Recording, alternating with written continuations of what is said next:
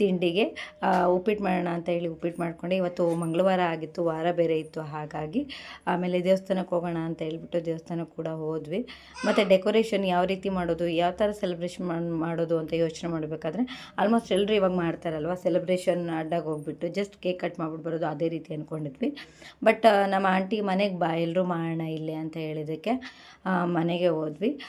ಪಲಾವು ಮತ್ತು ಕೇಸರಿಬಾತ್ ಮಾಡೋಣ ಅಂತ ಹೇಳ್ಬಿಟ್ಟು ಇಲ್ಲಿ ರೆಡಿ ಮಾಡ್ಕೊತಾ ಇದ್ದೀವಿ. ಕೊನೆಗೆ ಬೇಗ ಬೇಗ ಪಲಾವು ಮತ್ತು ಕೇಸರಿಬಾತ್ ಮುಗಿಸಿದ್ವಿ. ಟೈಮ್ ಆಲ್ರೆಡಿ 9 ಗಂಟೆ ಆಗಿತ್ತು. ಬೇಗ ಬೇಗ ರೆಡಿ ಆಗೋಣ ಅಂದ್ಬಿಟ್ಟು ಸಿಂಪಲಾಗಿ ರೆಡಿ ಆಗ್ತಿದ್ದೀವಿ. ಇವ್ರು ನನ್ನ ತಂಗಿದಿರು ವರ್ಷ ಮತ್ತು ತೇಜು ಅಂತ.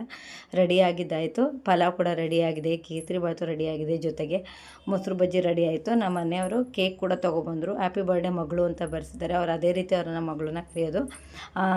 ಸ್ಮಾಲ್ಗೆ ಸೆಲೆಬ್ರೇಷನ್ ಮುಗಿಸ್ಕೊಂಡ್ವಿ ಕೇಕ್ದು. ಜೊತೆಗೆ ಎಲ್ಲರೂ ಊಟ ಮಾಡಾಯಿತು.